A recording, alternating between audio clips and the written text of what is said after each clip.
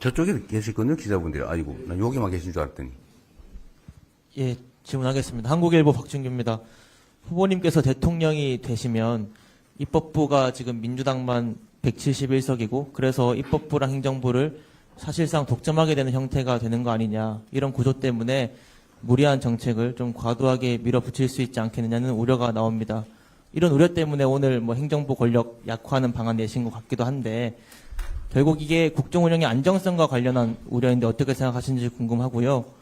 또 민생경제처럼 빠르고 강하게 추진해야 할 개혁 있는가 하면 점진적으로 가야 할 개혁도 있을 것 같습니다. 시간을 두고 추진해야 할 개혁 어떤 것 생각하시는지, 검찰개혁과 사법개혁은 어느 쪽에 해당하는지 궁금합니다.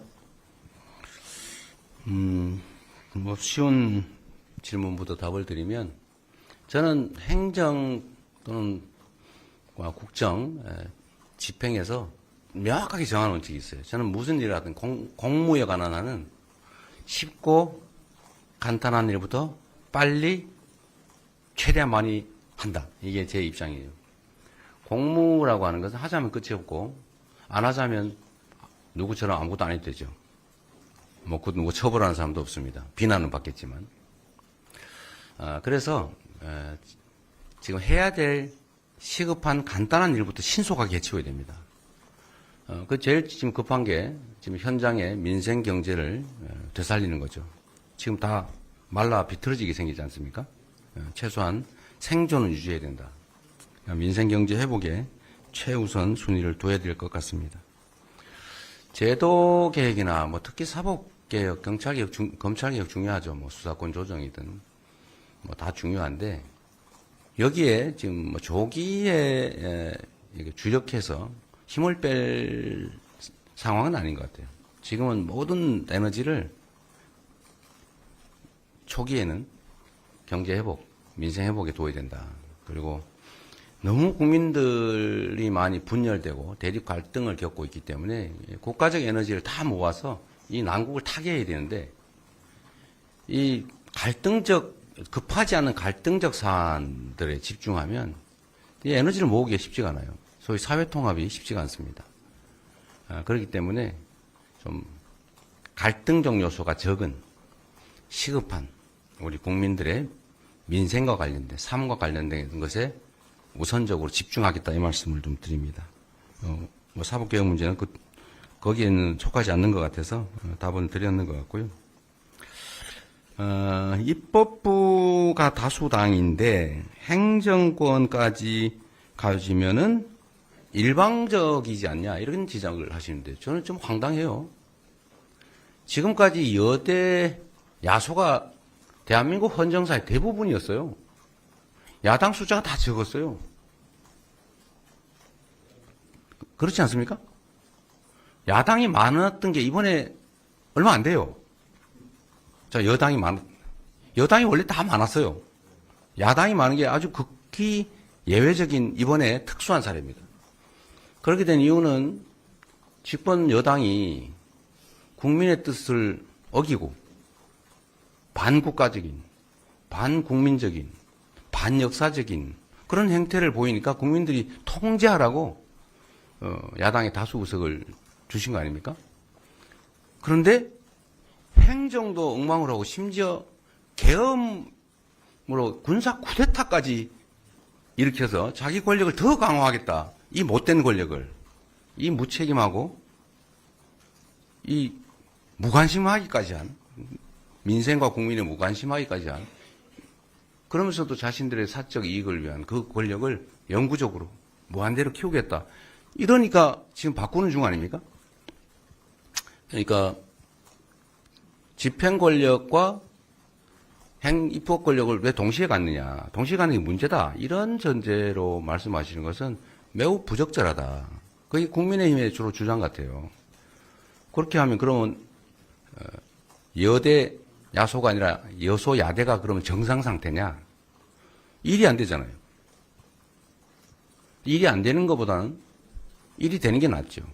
또 통제 시스템도 충분히 있지 않습니까? 언론의 통제도 있고 국민의 감시도 있고 제도들도 있고. 그리고 우리 민주당은 국민의힘처럼 하지 않습니다. 국민의힘처럼 국민의 뜻을 어기고 역주행을 해가지고 국민으로부터 미움받는 그런 바보짓을 왜 하겠어요? 저는 술 좋아하지 않습니다. 우리 가족들 부정부패 저지르지 않아요. 저도 부정부패 그런 거 하지 않습니다. 평생 업자들 사적으로 만나본 일이 없어요. 일부러 안 만났어요. 차 한잔 얻어먹은 일이 없어요.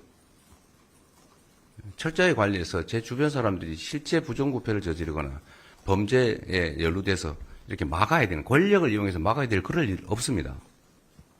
그거 왜 하겠어요? 어떻게 하면 국민들한테 더 나은 환경을 제공해서 국민들로부터 칭찬받을까? 그게 제 최대의 관심사인데, 그럼 일을 잘하려고 노력하지. 반국민적인, 반역사적인, 비상식적인, 왜 그런 짓을 하겠어요? 왜 그런 걱정을 합니까? 오히려 둘 중에 선택해야 된다면, 여소야대가 바람직하냐, 여대야소가 바람직하냐, 이 둘 중에 선택해야 된다면, 정상적인 국정을 위해서는 여대야소가 바람직해요. 집행 권력을 가진 대통령, 행정부가 반국민적이고 엉터리일 때, 그때는 국민들이 선택하지 않습니까? 선택해서 야당이 의석을 많이 주죠. 우리가 국정을 엉망으로 한다. 그러면 지방선거든 국회의원 선거든 우리가 많이 지겠죠. 그 국민의 그 상식, 국민의 그 위대함, 이런 것들을 간과한 그야말로 반국민적인 사고 아닌가요? 국민이 왜 그걸 용인하겠어요?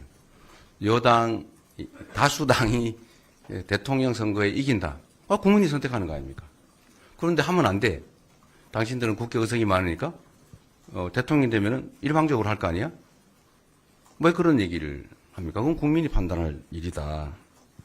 선택해야 된다면 정권이 부도덕하고 무능하고 반국민적인 그런 상태가 아니라면 오히려 안정적으로 국정을 운영한다는 측면에서는 여대 야소가 바람직하죠. 네. 예, 이제 마지막 질문해야 될 것 같은데 저 뒤에 예, 하겠습니다. 네. 예. 중앙일보의 오현석 기자입니다. 오늘 모두 발언에서도 국익 중심 실용 외교 말씀을 하셨는데요. 네. 지금 우리나라가 좀 처한 상황이 녹록치는 않은 것 같습니다.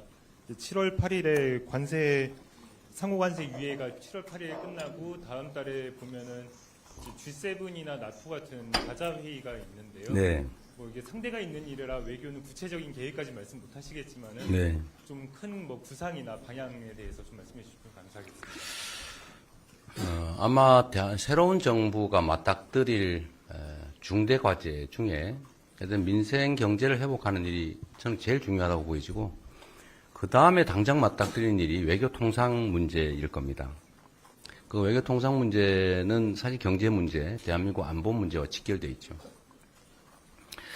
나토나 G7에 참석할지는 G7은 아직 정부의 초청이 오지 않은 상태 같고, 지금 고민할 일은 아닌 것 같고, 나토 문제는 모르겠어요. 지금 대통령한테 제가 결정할 수는 없고, 가상적으로 굳이 말한다면, 그때 가서 판단하긴 할 텐데, 글쎄, 지금 국내 상황이 이렇게 막 어지럽고 복잡한데, 거기에 구체적인 현안 의제가 있다면 혹시 모르겠지만, 꼭 그래야 될지 아닐지 좀 고민점이 좀 많이 있는 것 같습니다. 그리고 한미 통상 문제가 많이 걸려 있는데 시간이 너무 없죠. 그런데 저는 그런 생각을 합니다. 외교라고 하는 것은 쌍방에게 이익되는 방향으로 하는 것 아니겠습니까? 어느 나라는 이익을 보고 어느 나라는 일방적으로 손해보는 그런 건 외교라고 하지 않죠. 약탈이라고 하죠. 가능하면 서로 잘 설명하고 또 한미 간은 동맹관계 아닙니까? 서로 존중하고 공정성의 원칙, 신뢰의 원칙 위에 호혜, 쌍방에 모두 도움되는 길을 합리적으로 찾아가는 과정이 꼭 필요하겠다. 또 시간도 너무 일방이 정한 거기 선에 반드시 구애되어야 되느냐 라는 점도 다시 재고 좀 할 필요가 있지 않을까 생각합니다. 좀 더 하십시오. 어차피 저도 말씀드릴 기회가 필요하니까요. 예. 그러면 예. 네. 요새 제가 언론들하고 인터뷰도 좀 많이 못해서. 아, 예.